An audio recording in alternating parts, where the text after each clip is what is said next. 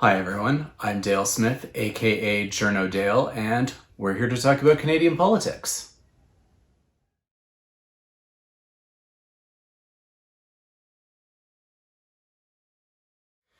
There's been a lot of talk about what elections are supposed to be and what they're not lately, and a lot of it has been very wrong. And I just thought I'd take a few minutes to try and clear up some of the misperceptions and misconceptions that are being floated around there.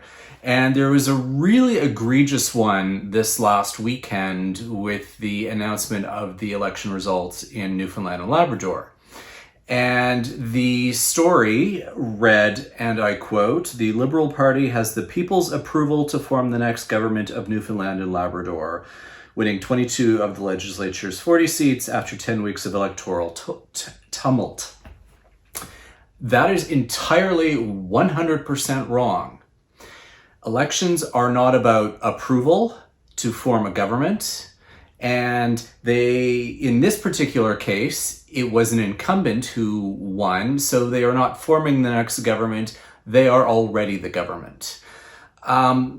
And it's these kinds of things that drive someone like me a little bit crazy because they are giving people the completely wrong conception about how our elections work. And this notion about approval to form a government it's wrong, first of all, because that's not what elections are deciding. Under our particular system, what an election does is determine the composition of the legislature or the House of Commons. That's it. From there, based on what that composition is, the Governor General or the Lieutenant Governor can then decide who best can form a government that will maintain the confidence of the chamber, but only if there is not an incumbent that has not resigned. And this is kind of the other side of that coin. The incumbent is always in place until they resign or until they give the intention that they're going to resign. And this is important because our system operates on the government of the day giving the vice-regal advice to do whatever power needs to be utilized, whether that's appointments or orders in council or anything like that.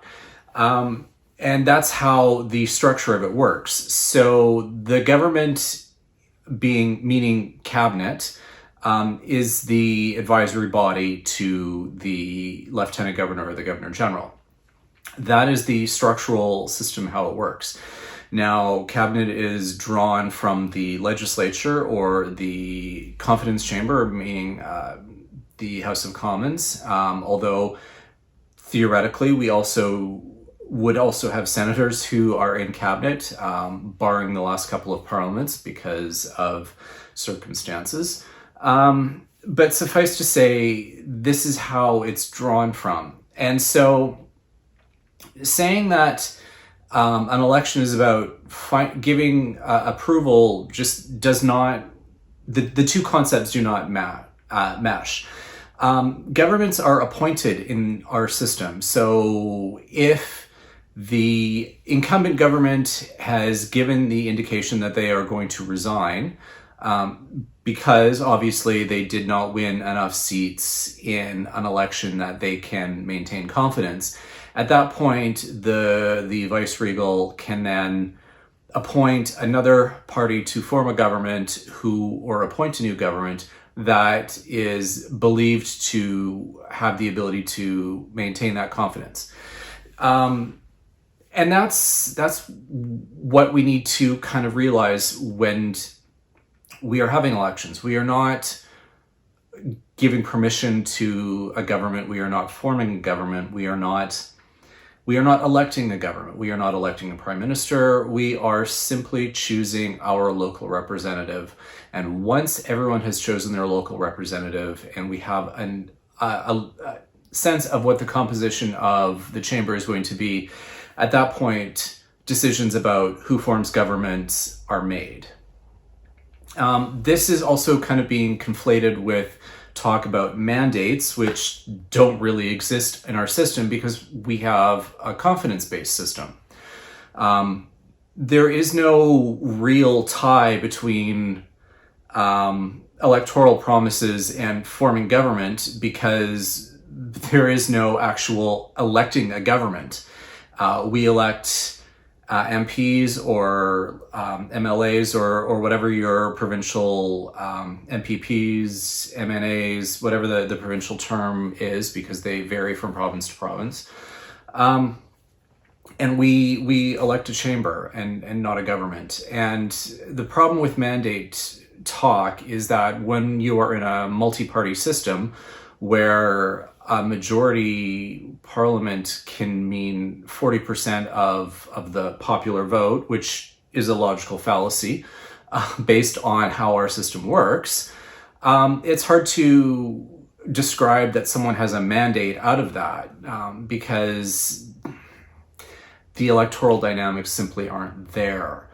And this is part of the reason why I can be a real stickler for people using these kinds of terms, is because they don't actually describe how our system works. And they give false impressions and create false expectations for voters. And this is a problem, because if we don't understand how our system works, then we are susceptible to either disappointment based on wrong notions, so false expectations, and we are also susceptible to manipulation, because if we're not properly understanding how it works, and we have people telling us what they conceive the system is, usually with an agenda of their own, then that leaves us vulnerable to what it is that they are trying to impart for their own reasons. And that's not healthy for anyone in a system, in any democratic system.